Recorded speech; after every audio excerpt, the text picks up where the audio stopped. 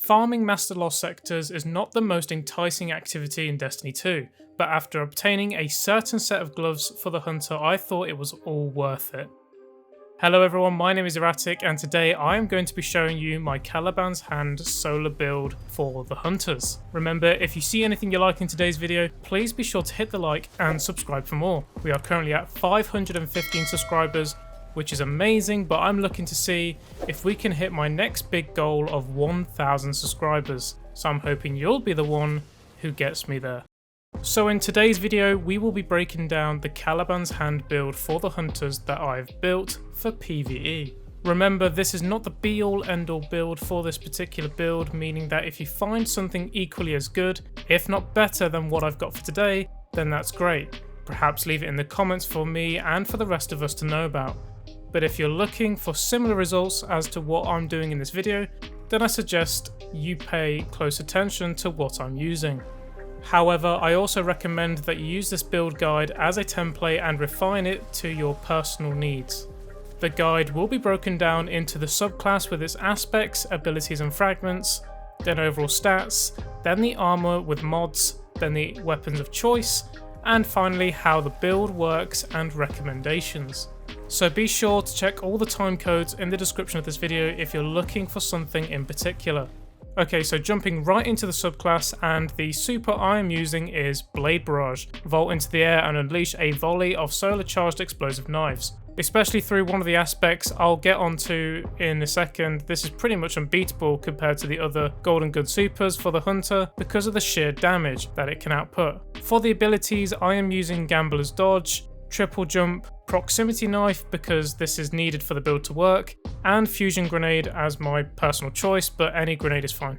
For my aspects, I am using Knock 'em Down, which enhances my solar supers, more specifically my Blade Barrage. Blade Barrage launches more projectiles with this, and while Radiant, final blows with your equipped throwing knife fully refund your melee energy. I am also using Gunpowder Gamble. Defeat targets with abilities, solar debuffs or solar weapons to charge up an improvised solar explosive. Throw a solar explosive that can be shot in midair to cause an ignition. For my fragments, I am using Emperor of Empyrean, which allows my restoration and radiant effects that are applied to me extend when I get final kills. However, this will take away 10 resilience. I am using Ember of Eruption, so your solar ignitions have an increased area of effect and it will give me plus 10 strength. And I'm finally using Ember of Torches. Powered melee attacks against combatants make you and nearby allies radiant. Okay, for the overall stats, you will be looking to prioritize the top 3 as the most important, supposedly, and in that order: mobility, then resilience, and then recovery. Mobility is going to help you regain your dodge back faster because you may need it on hold for getting your knife back in case you miss, and generally it feels nicer to play Hunter at max mobility. Resilience is going to give up to 40% damage reduction if you max it out, which helps with taking hits if you do, and recovery will help when out of combat if you don't have any restoration effects applied to you, or if you don't have the dodge available to do so. However, if you feel that you're not as accurate with your knife, then focus a little more on the bottom 3 stats, such as your strength to get the knife back faster when on cooldown, discipline will be great for your healing grenade when the season is over, and intellect isn't important past tier 5. Okay, so moving on to the armor with the mods now, and starting with the helmet, I have Hands On, which allows me to gain bonus super energy on melee kills, and then I have Melee Wellmaker. Powered melee combatant final blows spawn elemental wells matching your subclass energy type. Then for the arms, I have the exotic gauntlets Caliban's Hand equipped, which comes with the exotic perk Roaster. Your proximity knife scorches the targets it damages with its explosions or ignites targets on the final blow. After throwing a proximity knife, you gain increased melee regeneration until the knife explodes. This is what makes the bulk of our build and enhances the proximity knife to be about as 10 times effective rather than how it originally is. The mods I have on the arms are Fastball, which increases my grenade throw distance, and I also have Bountiful Wells. Elemental well mods that cause you to spawn elemental wells can now stack, spawning additional wells for each additional copy of the mod you have equipped. On the chest, I have Sniper Damage Resistance, so reducing incoming damage from combatants that are at long range.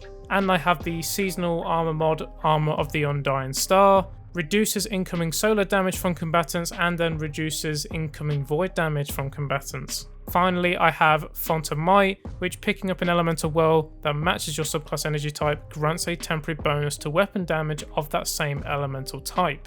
On the legs, I have Recuperation, which replenishes health each time you pick up an orb of power. I have Absolution on, so reduces all ability cooldowns each time I pick up an orb of power. And then I have Explosive Wellmaker. Rapidly defeating combatants with explosive damage spawns a solar elemental well.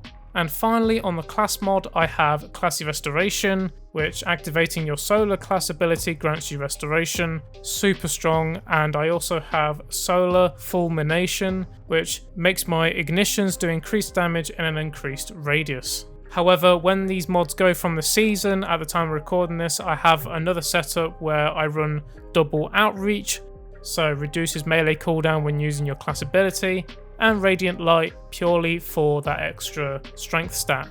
My weapons of choice at the moment are Witherhoard, Callous Minotaur, and Cataclysmic generally. My Cataclysmic has bait and switch, so pairing it with the Witherhoard can help with the single DPS damage against bosses, while being able to use this loadout for the ad clearing too.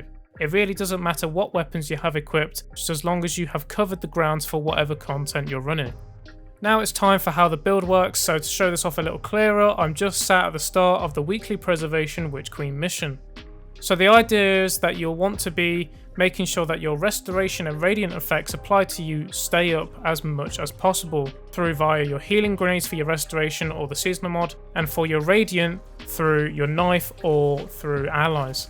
So you'll want to make sure that you're hitting your throwing knives at enemies, and that will cause you to become radiant via the fragment, and that knife then becomes the killing blow of a target, so you can get your knife back refunded to you thanks to the aspect. Then through the exotic perk and other mods in the armor, when the target dies, they become an ignition and create a massive explosion, dishing out multiple solar wells to activate Font of Might and regen your stats in general. If you happen to miss your knife or are unable to get it refunded back to you because you aren't radiant, then you have the dodge to get it back, and you have the grenade to use if needed. Plus, you still get increased melee regen from your throwing knife, so you still get a small amount of return on your investment, even if you don't hit the target. A tip I would say is, when it comes to throwing the knives, make sure you wait for the explosion upon killing anyone, because sometimes you may feel inclined to throw the knives rapidly, but you might not be able to register the kill with your most recent knife, and then sometimes it doesn't get refunded back to you. And unless you unbind your buttons or keys for the melee, make sure you always keep your distance if you want to use it. There has been many times where I've punched people in the face up on close without intending to. And then lastly, I wanted to talk about whether I think this build is good or not. And I gotta say, it's not bad, but it's not up there with other PvE builds by any means. At lower tiers of content, it's fun and stylish, with a bit of momentum from your knife being refunded back to you a lot. It's a different way of playing Hunter, which is what I like about it so much. However, in higher tiers of content, it seriously lacks utility to stay consistent amongst other builds, and doesn't provide anything towards teammates other than the odd solar well. With the nature of melee abilities, unlike grenades, they don't kill as fast, or at least don't come with the intention to kill something to then get something back. Being with teammates sometimes means that you can throw your knife for an intentional kill, but can be stolen if someone shoots the enemy quick enough, so then you don't get your knife refunded back to you and you've lost that momentum. However, in solo content, saying that this can be controlled a lot more and be more viable to you. Finally, higher tiers of content contain champs which brings no utility for that, and doesn't in a sense bring any extra survivability for you taking those on. Anyway, that's going to be it for this video. If you stayed until the end, you are truly awesome, and I'll catch you all in the next one.